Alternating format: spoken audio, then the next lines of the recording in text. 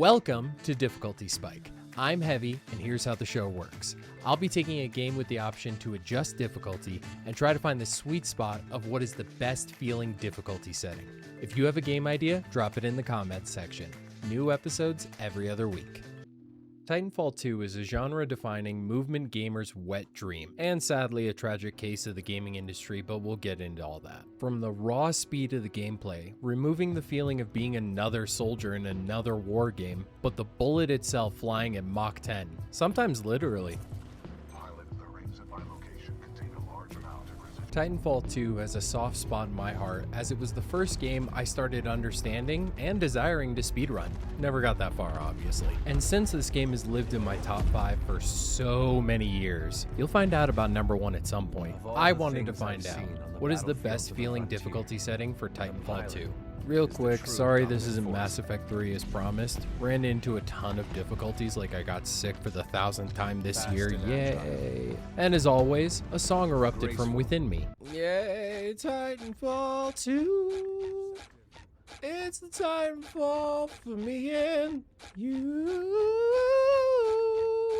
The game begins and I meet Captain First to Die as he runs us through the tutorial, making sure we know how to look at things, sprint at speeds making me winded just watching, and then the second best part of the entire fucking game, the Pilot's Gauntlet. Back in 2016, fuck me, I'm old, I used to run this daily, trying my hardest to get the top score, which is 32 seconds. Editor heavy here. Not the top score listed, the top score for the achievement. An exceptionally difficult achievement that I did not get this time, but I do know a bit of tech about how to get it easier. Utilizing a fragmentation grenade, I blow myself to max speed and attempt to maintain the momentum. The first big mistake I make is right here, where I lose trust with myself, so I cook the grenade to its final seconds, only to lose more time than I gained. At the end of this run, I get a 3680, and the time isn't just for show, it also helps the game identify what difficulty setting you should be playing at. Ooh, Masters recommended? Wait a minute. No. After my final performance there, it was like, you know what? We actually recommend you play on the hardest difficulty. You're like the ultra gamer. You're like the guy. When we made this game, we were really thinking about players like you for this. We designed it around you. And you're the best, and I love you, is what Respawn said. And that's why they made Apex Legends, because they hated me, actually. Can't wait to find out if the Apex Legends 2 rumor is true so I can waste more time going for Master Rank. Upon landing on the planet Typhon, the real game begins, and my excitement bursts through the speakers. I shoot! Oh my god. Whoa, no, Jeffries. Oh no. Is he alive?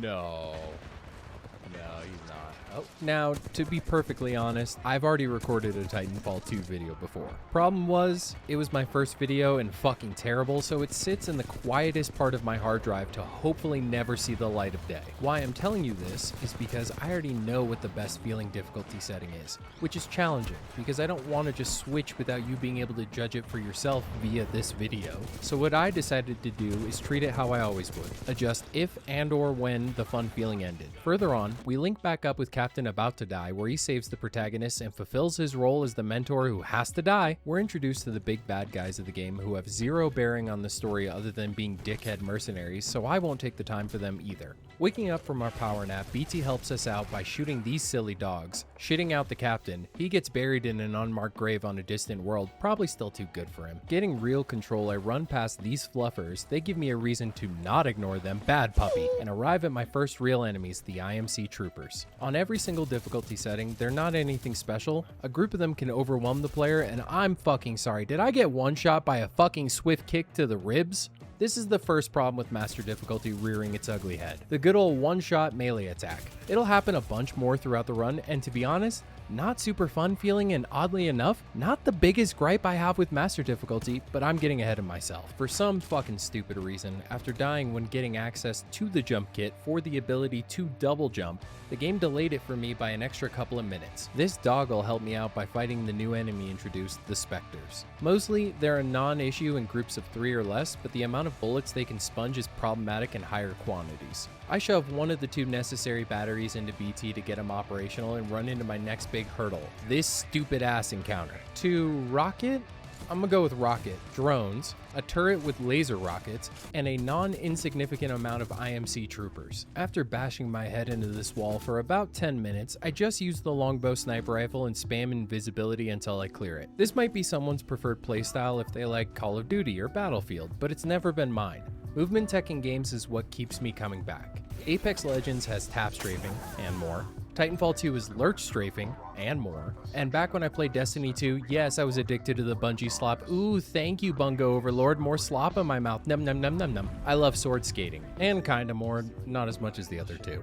I'm not dropping the difficulty at this point, but I wanted to point out what kind of player I am versus your potential experience being very different. After returning to BT with the second battery, we get the Titan tutorial. I nearly die here, and I am so shit. But clear out the small fries to deal with my first enemy Titan. Super easy, don't look at the health bar, shut the fuck up. Blood and Rust opens with a pretty big scale Titan battle. I'm gonna gas up the 9-year-old game a bit here that definitely doesn't need it, but these battles are amazing. Such tension even though it boils down to 5 Titans and some troopers with rocket launchers. The level of love in this game design is hard to match, with a crystal clear vision of what the player should feel on each playthrough. Later on I go hunting for Kraber picks and alright. It's always the slow shot doing this. Really? The shotgun? Are you serious? You fucking dicking my weasel hole straight out of my ass? I can explain. And I wanna die. Ah! God damn it. Oh no! Until this one, making it all worth it. Further ahead, I return to a combat encounter that fills me with dread every time. You see, after clearing out the initial troopers, these dickhead explosive ticks arrive with more troopers, making the room a nightmare to navigate. I get crazy bored sitting in this corner the entire time, run out to meet the enemy head on, and die. At this point, I've had enough. It's too punishing for trying to have fun. This isn't a game designed around everything being the hardest it can be. It's a movement player's wet dream, and every encounter a new sandbox to play in. Finding creative solutions with a bit of flair, making every experience feel fresh, even on my many playthroughs. So the difficulty goes down to hard. On my first run, I played through the entire thing on Master, initially praising it for being a new experience, but with time removed, I see why I feel differently now. Restricting movement because of 1 to 2 hit scan enemies per room isn't rewarding, even if now some of the enemies now aim like stormtroopers. This does the trick. I still have a ton of close calls, but I get to run way more freely and clear it, leading BT and I to the boss, Kane.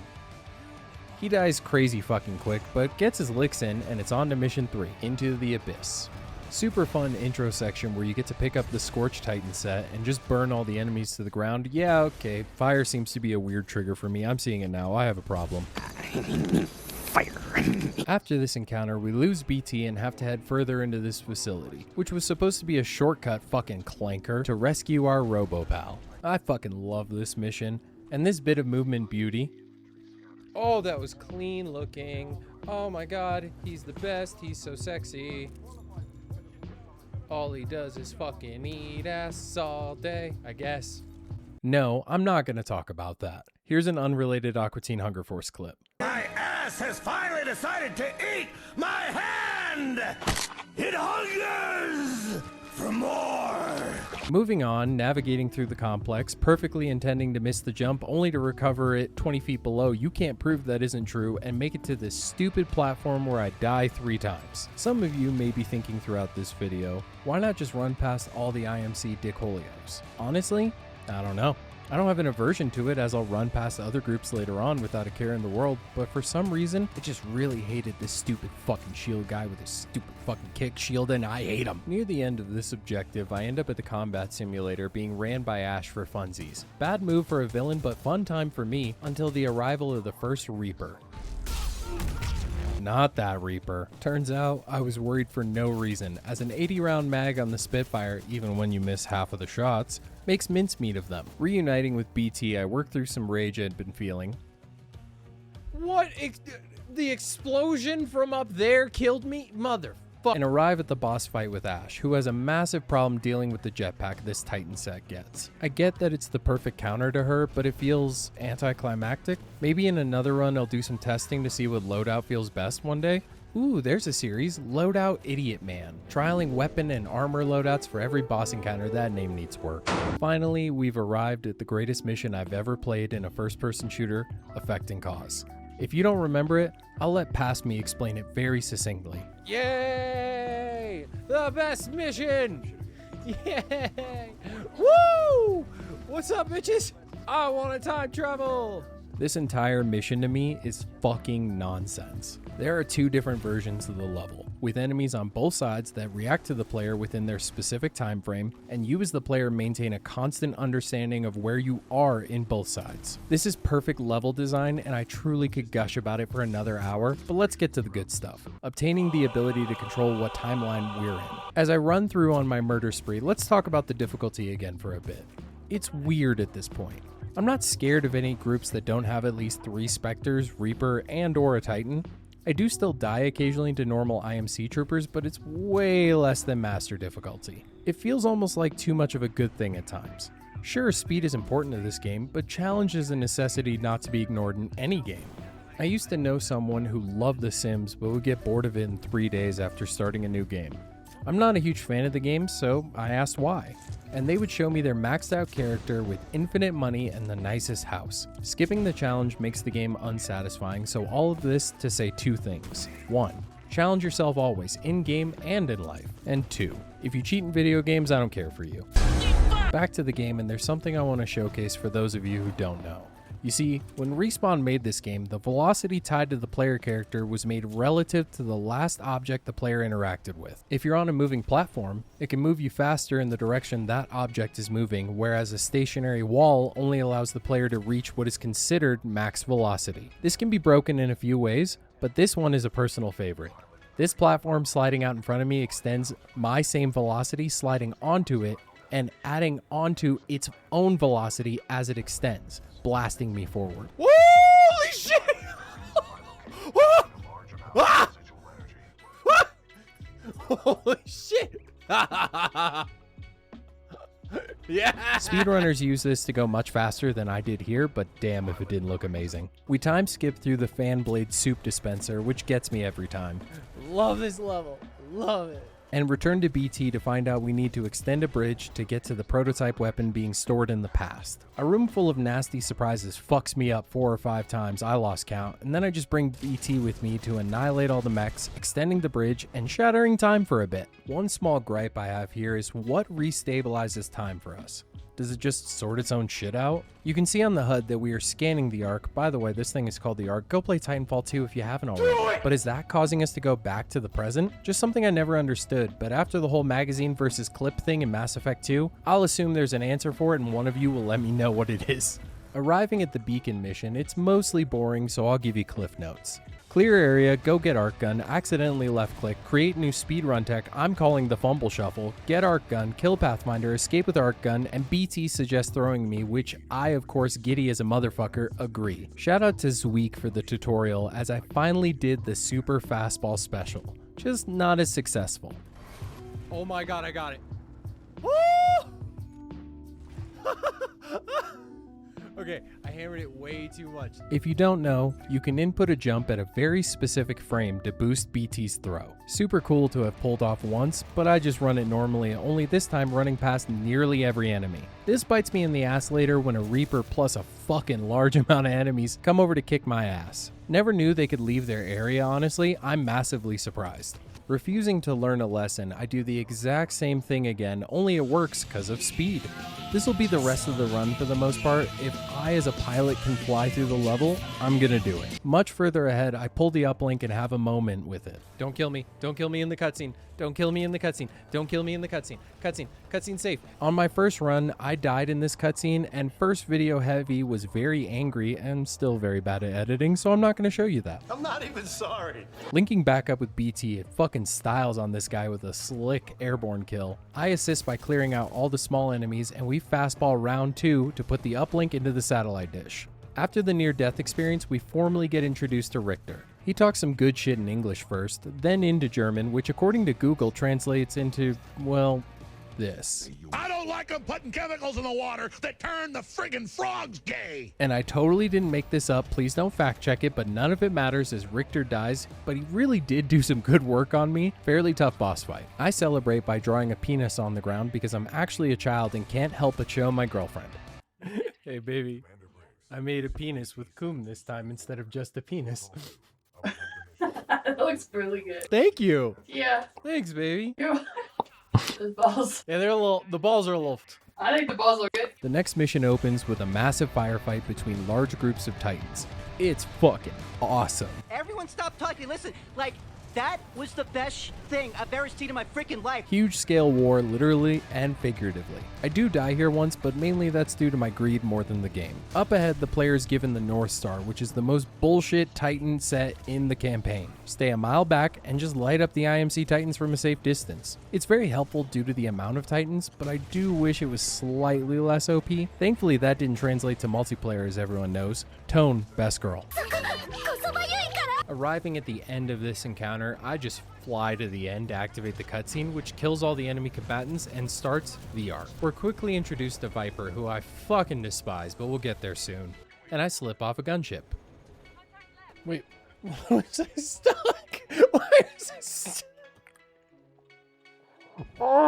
Mostly my fault, to be fair. Arriving on the gunship, I push through all the IMC has to offer until I find a wingman. My excitement overshadows my level of skill, however, as I miss way more shots than I hit in a PvE game. No one was curious, but here's a clip of me and one of my best friends, Cadet, doing a 1v1 in Apex with only a wingman. Okay.